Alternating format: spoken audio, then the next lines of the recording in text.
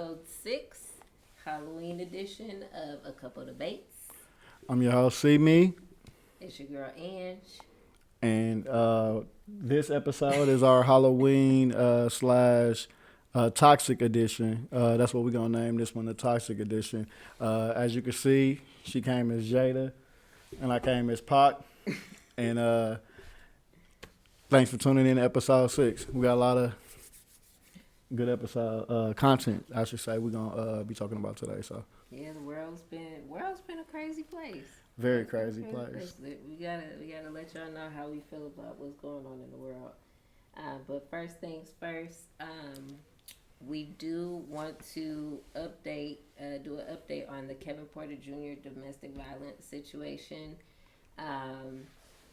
Originally, when we did the episode last week, we were going hard on Kevin Porter Jr. When we were under the impression that he had beat up on his girlfriend or ex-girlfriend now. But from what we can see, she has since then retracted her statement. So, since she retracted, we want to retract. Yeah. We did public slander, so we're gonna do a public apology as well.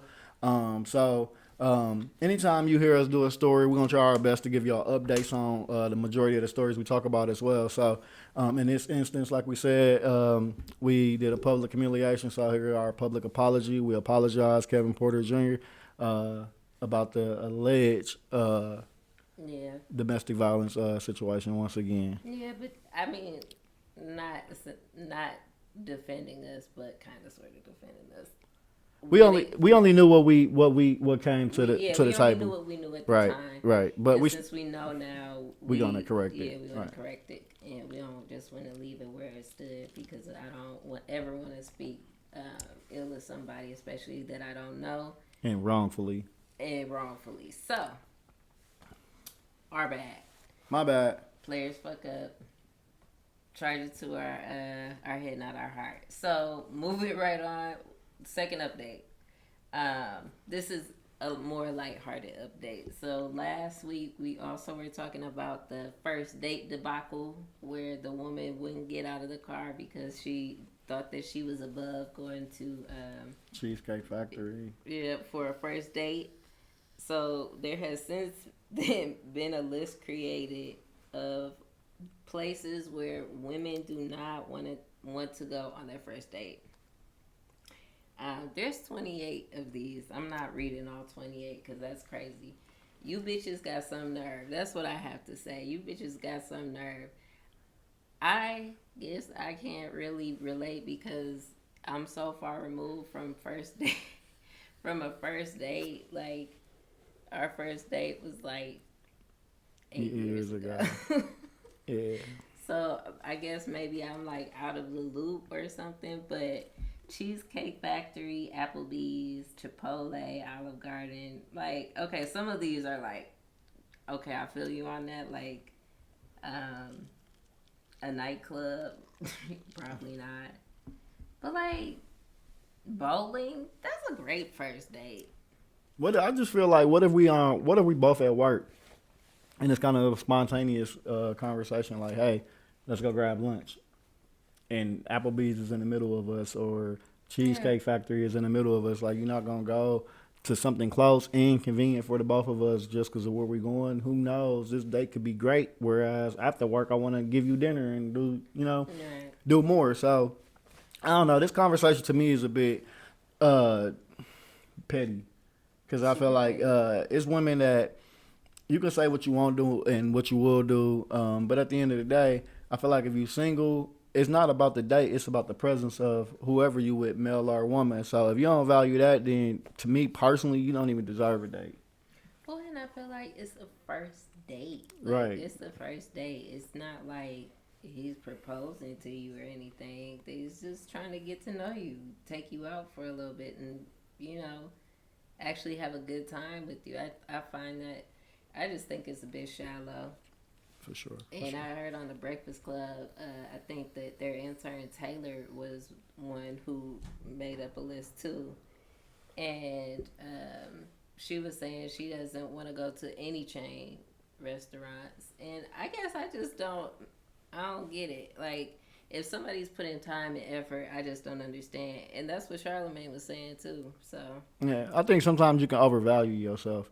Well, I'm not gonna say overvalue because I feel like you are worth what you worth to yourself. But I feel like that don't mean everybody view you as that. So sometimes until a person can see value in you as well, I mean, what's wrong with actually get to know you, not what you can spend for a person? So I don't know. I think realistically, if it's a person you want to build with, you shouldn't be trying to dig deep in their pockets and do an extravagant date if your vision is so far to the future. Because I feel like if that's the case, you should be looking forward toward home ownership and trying to save this man money so he could be a provider in the long run. So to me, I don't know. You say tomato, I say tomato. To me, it's just bullshit.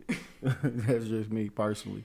But yeah, I guess that makes sense too. Like, is he responsible with his money? Is he actually spending his money right, or is he just blowing it on expensive shit trying to impress people? That's a good point. I didn't even think about it like that.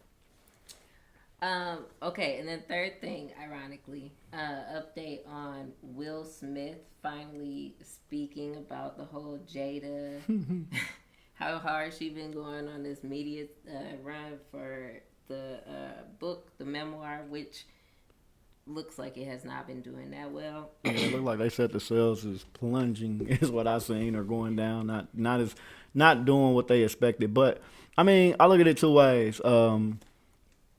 One, you could have not talked about it, put a book out, and made people be interested in what the book actually is talking about. Or two, not put out as much, because now people feel like, why do I got to purchase the book where I know so much about it? Some people kind of, like me, has become disinterested in the entire person as a whole.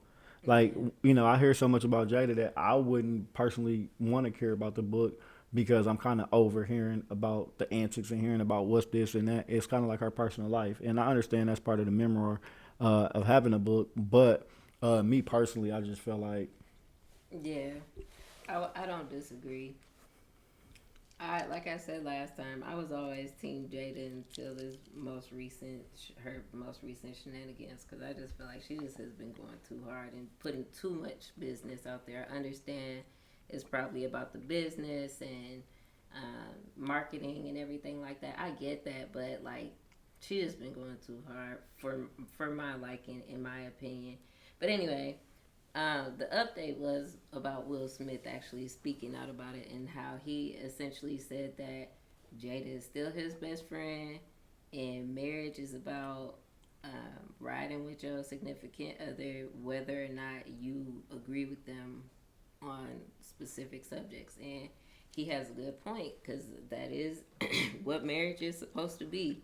But I guess it's kind of hard for me to see it that way with this situation, because she's on there saying that they're separated. So she's kind of playing with their marriage. I don't know if that is the case, because I don't think he even confirmed or denied it, but he is essentially saying he's riding with her, and he's not wrong for that. Right.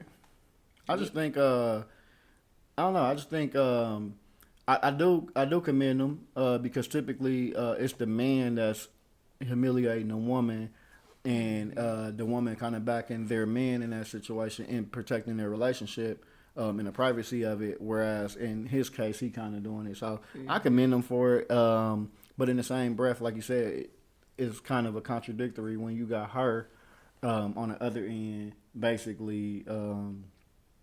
Saying we separated, and it's like, oh damn, you kind of taken from the point, the point that he's making. Yeah, that's just the way I feel about it, and it's really none of my business, because that's their marriage, that's their relationship, and obviously they love each other to a certain extent. So, I do give him a lot of credit for speaking up, because that takes a lot from a man to just say that and be like, y'all can say what you're going to say, but I'm riding with my wife, because everybody's talking about Jada. Everybody. I'm talking about Jada. Who am I? But like, everybody's talking about Jada and how wild she is right now. So I don't know.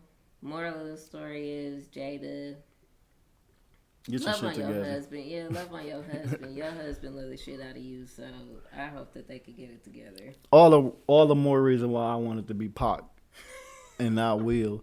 I gotta be the nigga she want, not the nigga she settle for. Pac. Wait, you gotta relax. This is a hell of a transition. Okay. Dwight Howard sexual assault allegations. I'm sure you have seen it. If you haven't, I don't know where you've been living, under a rock. Big ass rock. Because it's everywhere, and this shit is wild. Like, I don't care if he's gay. Like, if he's gay, he's gay.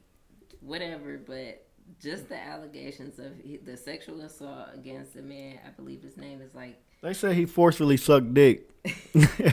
Dwight Howard pulled a man's dick out and unwillingly sucked it. Like, that's wild. That's what. That's wild to be like. And then... Yeah, that's a wild allegation. And then it's like, first he was denying it for a while, and then he kind of just came out and like said that it was mutual. Yeah, he said it was consensual. He didn't say it wasn't true. He just said it was consensual. That spicy is this best I got spicy. I don't know if y'all can see it. It's very spicy. Thug life, spicy. It's very spicy. Dwight. And he just needs to stop responding at this point. Like, I'll let my attorney deal with it. Yeah. I'll let my publicist deal with it and remove myself. Yeah, this is the moment when your PR team has to step the fuck up and do PR get you work out the way, because you are bombing this shit. Like, you are fucking everything up. Like, shut up, Dwight. Get out of the news. Like, stop going on interviews. Stop going on social media. He tripping. Yeah, you are super tripping. Like, do whatever you want to do in your private life. Like, that's you. But this shit is wild. Like, this shit is super wild, especially to be public. So, it's all allegations. It's allegations. It's all allegations. I would just leave with that because I can't right now. Young Miami, aka Caresha, defends her win for best podcast on the Breakfast Club. She was kind of treating them, and as she should, but. So I feel two ways about it. Go ahead. I actually commend her on standing up for herself in the sense of why she feels she deserves to have won. However, we on episode 6, and I'm almost sure we got more episodes than her. So the realistic thing about it is it's not about her podcast, and I think that's where she taking from it in a negative light, like people shitting on her podcast. I think it's dope, me personally. However, I feel like it's the competition that you're up against. You got the Vlads, you got the No Jumpers, you got the $1 million worth of games, you got the Drink Champ. It's like it's so many podcasts that even us we're competing against, and that's like us feeling like we deserve to be number one. Do I feel like we can get there? Yeah. Do I feel like we got to put more work in to get there? Yeah. However, as it stands, no. We don't got enough body of work to say that. Same as her. And this is me speaking, honestly, even about us. And we don't got the wherewithal in the sense of the actual content, from the historic interviews to to me, I would give it to $1 million worth of game or Drink Champs, me personally. But like I said, I give it to her for standing up as to why, but I don't feel, and I like how she said, because that's not how she want her shit shot, and I can respect that. However, that's what not gonna get you in the race when you got people doing better content with great guests, great stories, and it's not only the quantity of it, but it's the quality too. They got great quality too. So that's me personally, but. I didn't know if you was done or if you was taking a drink break. I'm done. Well, I feel like I haven't watched enough of her interviews or enough of her content to comment on the quality of her content. I think I've seen like 2 full episodes of her podcast, and the 2 that I've seen, like, they are dope. And I don't think that she has. It's just surprising to me because she doesn't really have like the marketing behind her 100%. Like, I don't see a lot of promo for her show, whereas we're always watching $1 million worth of game. Like, they promo they ass off, and it is what it is. Is it huge? Like, and they just started, and they got hella episodes, and they're all entertaining. So run your business the way you want to run your business. But, and I'm not mad at her for feeling like she deserves the win, because I'm a firm believer in confidence and feeling like if you did a good job, then you deserve your flowers. Like, if you believe that you did your best and people are tuned into that and are giving you your flowers, take them. Take them. So I'm not mad at her for feeling the way she feels, and I feel like she handled herself well too when she went on the Breakfast Club. Like, she didn't come in there cussing them out or anything, but she went in there player, and I think she handled it. She handled it the best way that she could, and I think she did a really good job. I agree. So, hats off to you, Caresha. Okay, Chrisean Rock and Summer Walker beef. I want to see them in the ring. I'm gonna be the first to say it. Celebrity boxing match. I'll pay for it. I would definitely pay for that. I feel like they are 2 perfect personalities to go. Not even in the ring. They both mothers, and we all grown. Don't get me wrong. Not that we we're not professional. Yeah, we're not all for it, but hey, we for it. Keeping it in the ring and keeping it offline. I'm 100% for that, but it's just it took a twist and a turn immediately. It started off, if y'all not familiar with it, it started off with Summer Walker basically doing a skit of Chrisean Rock with her baby Walmart situations. If y'all familiar with the viral moment she had with the Walmart and her baby, she basically reenacted that. Followed up with Chrisean basically not appreciating it, telling Summer Walker she had 3 kids, she's single with a fucked up BBL. And it should be all these bitches. It should beat all they ass. That's how she ended it. And that's how she ended it. Period. So I think it's great content. I wish it happened here. Both.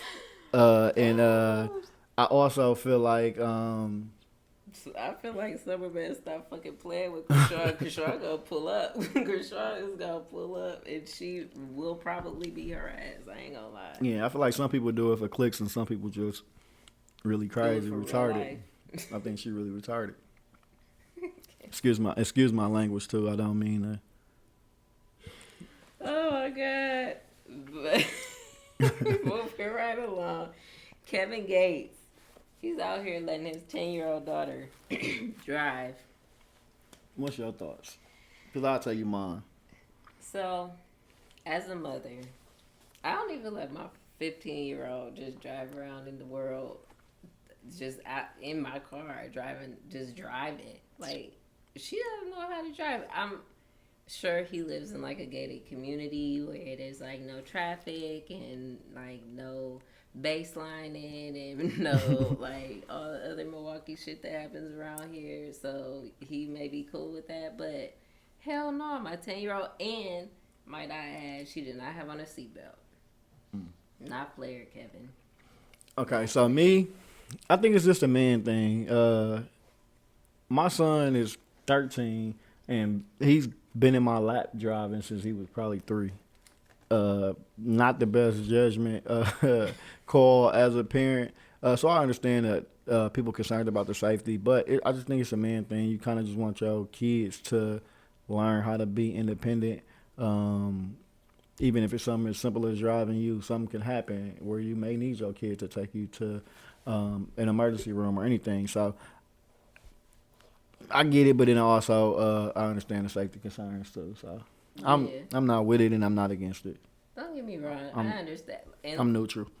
I mean, everybody is free to parent how they want to parent, so I'm not the parenting police here. I'm just commenting on how I feel about my child. But the funniest part about it is somebody commented on the video, and he said, the guy said, "That's cool, bro, but put her seatbelt on." And Kevin Gates responded, and he said, "I don't raise pussy. I don't raise pussies." See, that's me as a parent. Stay the fuck out of how I parent my kid. Man. I don't raise pussies is hilarious. He snapped. Yeah, he snapped with his response. Yeah, he snapped, and I don't have nothing else to say about that because that's like a mic drop. That shit is hilarious. I don't raise pussies. I'm gonna use that one. Lil Wayne and his wax statue at the Wax Museum.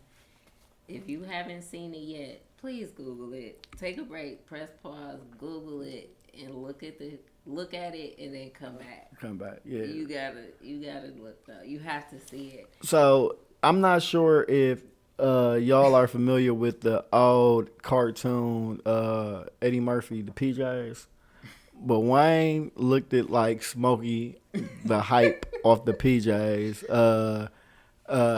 It's bad. It's bad. So It don't look like Wayne. It actually looked like a kid that drew Wayne and made a wax figure out of it, a 3D print or some shit. But he looked like he's 12 years old and 80 years old at the same time. yeah, he looked bad. It looks horrible. Please go look at it if you haven't seen it. But Wayne even said it was bogus. Like, how would you feel as a sculptor? Yeah, that's not it. That's not the one. Is that a shell? It looked like he got on a beaded necklace. But yeah, like, how would you feel as the person who created this if the actual person that you created it in their likeness is like, that ain't it? I mean, hey, I feel like, it's like anything. Anything you do, you got to be willing to take criticism. So I look at it like, if everybody telling you you're good, you're not going to get better. So, just go back to the drawing board. That's all I'm gonna say. Go back to the drawing board. I can't even believe that they approved it. Like, yeah, like who said it? Yeah, like who said we gonna unveil this and it's cool? Like, seriously, nobody else. Like, I always thought like when you get wax, I think it's becoming a more common thing. Even with the Rock wax, he got an issue with his, but they fixed it now. But I just always thought like when I was younger, I guess when you get a wax statue, that they kind of show the person. First before it become to the world, so it would make sense. Apparently not. Apparently the person figure it out. Yeah, the person you figure it out when everybody else figure it out. But yeah, and Wayne is a person that you got to be very strategic with because it's so many different eras of Wayne, and this one look like they just put every era of Wayne in one. It look like the Tasmanian Devil of Wayne. So it's crazy. Yeah, it's just terrible. And I don't even feel bad saying it because Wayne said it was bad. So it's not like he thought it was amazing and we're shitting on it. He thought it was fucked up too. So all right, y'all got to get that right because Wayne is too iconic of an artist to be out here having him looking like, what was his name off the Wild Thornberries? Danny. Was that his name? You know what I'm talking about. Yeah, I know who you're talking about, but I don't know his name. But yeah, he looked like him. Alright, enough of Lil Wayne's fucked up wax figure. Good news. Tyrod Taylor is the first black quarterback to win a game for the Giants in their franchise history. So not only is he a black quarterback, which is already rare, but he's the first one in the Giants franchise history who actually won a game. So that's a pretty cool thing to say. I mean, it's very specific. So when I saw the headline, I was like, that's cool. Was it the game opener? Was it the opener? Or? That I don't know. Okay. I don't think so. Yeah, I heard about it, but I didn't get enough information on it. But anything that you can be the prototype to, I'm all pro black. So salute to you, Mr. Tyrod Taylor. And I just think that's super dope because it's just some more black history we got to live through and see in real time. So I think that's super dope. Yeah, it's just nice to see different franchises and not just franchises, but the sport as a whole getting more diverse. The actual the quarterback position is normally held by a white man, so I think that it is great that we're normalizing black black quarterbacks, Black and, athletes, yeah, and black athletes, being empowered. and actually acknowledging things. So, excuse me. So yes, congratulations, Mr. Taylor. You are dope. Okay, moving right along, sticking with football players. So Colorado, some of their players got some jewelry stolen from the locker room during their UCLA game. Yeah, so I just heard about this recently too. So they were in the middle of the game, like live game, and in the process of them being on the field, working their ass off to, become pros or whatever it is they outcome is that they looking for. Somebody was in the back breaking them off, robbing them. One thing I hate is a thief. Never liked a thief.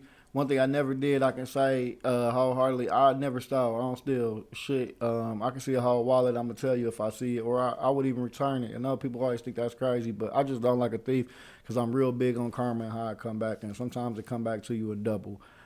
So just thought of that made my skin curl in a sense of like, damn, these people are trying to provide for their families and whatever they got. I don't care if it's $1 million chain, they work for it. It's something that they wanted to give themselves as a reward, rather it's a trophy to themselves or just a reward for themselves.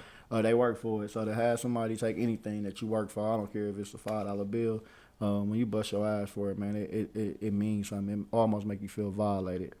That's a super violation. Super violation. And I feel like not only is it just jewelry, but that's personal to them. That's their property. In their personal space. Right, and it's in their personal space for sure, and that is violation. So I hope something happens to whoever took it. Yeah, hopefully they find out who did that shit. That shit, not the move. Yeah, that's not cool at all. It's not fair at all. I feel like the consequences should be steep too, because I feel like that's like unheard of. Like I worked at a high school, and that's some high school shit. Y'all are practicing to be professionals, and professionals don't do stuff like that. That's when you acting broke, and that's not cool. So y'all, that's really very unplayer of UCLA. This was a wild story that I heard this morning. Adam Johnson is a former NHL player. He died on live TV. Rest in peace. Rest in peace. Yeah, rest in peace. I was not familiar with him until this morning, but he died on live TV during a game in England where another player, Matt Petgrave, slashed his throat with a skate in a freak accident. Rest in peace. To die in that fashion and to die in that fashion on national television is the worst. For your fans, for your friends, for your family, for your teammates, coaches, anybody in the building that even have to see that type of situation happen and unfold in real time. Yeah, that's traumatizing. My prayers go out to y'all because nobody deserves to go out that way. I know you said something about they also are required to wear a neck brace as well, or neck shield. Yeah. So like the fact that he didn't have one, and like the consequences is like, man, that's one of them he-man sports to me. A tough man sport, and it's like all the dangers that come with it, the sport itself. So it's like, why not protect yourself at all costs? You got risk of pucks flying in your eyes, getting hit, and being unconscious by sticks, and getting cut by blades. There's just so much that can go wrong, and I don't know, man. I don't know. When I heard about it, when you told me that, I just instantly got a real bad gut feeling like, oh, that ain't right. Yeah, it's just wild. And I feel like, especially like when you do have family, when you do have kids, somebody seeing that in live, like on. Death is traumatic in and of itself, but to see it play out on live television, and if it's somebody you know or if it's somebody you don't know, that's just a crazy fucked up thing to see. So I definitely, my condolences to his family, his friends, his loved ones, and um, I definitely keep them in my prayers because that is super wild. And all the news clips basically say he was a good guy. He just was a hockey guy from Minnesota. So, like I said, I wasn't familiar with him, but he sounded like an overall good dude, and it's a shame and a tragedy. But yeah, they said that this is definitely going to make them look into more safety protocols and make sure people are actually wearing the neck guards. Because apparently it's more common than one would think. Maybe not to this degree or to this magnitude, but a few people on the news article were saying that they actually got cut like right here. Like one got cut on his neck too. It just wasn't as deep. And niggas getting buck 50s in hockey. Gotta protect yourself. You got to. You got to. So, rest in peace. Jada is acting a fool right now. Sorry, y'all. But, You got it. thanks, man. Thanks, Pop. So, yes. Very sad story. Kind of a bummer and a downer, so we got to pick it up a little bit. Ice Spice performance. I don't know if anybody saw her last performance when she was dressed as Betty Boop. She came out for Halloween too, and her whole ass was out. Like at a few points in her performance, like her whole ass was out. And from the viewpoints that I saw it from, I think she may have had on fishnets and maybe some drawers. I don't know, but like Her whole cheeks was out. You actually bring it to my attention. I didn't even know about it or hear about it, but I definitely was enthused to see the video because I like to critique I bet shit that I see or hear about, and I just think like I understand sex sells, but I feel like it's getting to the point where it's so open that like we're not even protecting the youth no more. In a sense of like this is a award show. Yeah. I mean, well, not an award show, but a performance. Mm-hmm. So like even if your kid is a 16-year-old kid that just love our music, they gotta be dealing with insecurities within themselves because this is what the mass is like. So I don't like it in that aspect, but other than that, be free. It's your fucking life. Nobody want to see no pale ass cheeks. Yeah, but I as a woman, I just feel like that's cool. Do it. It's your body. Do what you want to do. However, I do feel like, come on now. Everybody was on Lizzo ass when she had her whole ass out, and because for a totally different reason. Cause I would definitely rather see Ice Spice ass over Lizzo ass Monday through Sunday. Yeah, but that's not the point. The point is an ass out is an ass out. So I feel like if you don't want one ass out, then you shouldn't have anybody's ass out. Granted. Go ahead. Granted, Lizzo's was at a basketball game. Well, I thought another thing that was funny about this story, I don't know if you've seen it, but I actually just saw it prior to shooting.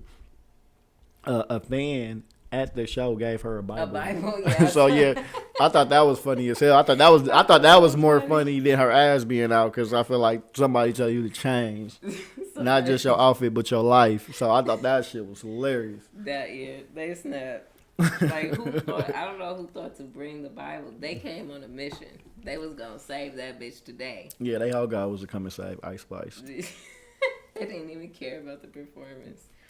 I guess Sage wouldn't work for a Spice. They could eat fucking Sage her. Fuck it. Give her a Bible. Put some holy water on her ass. Throw it at her. Oh, man. Oh,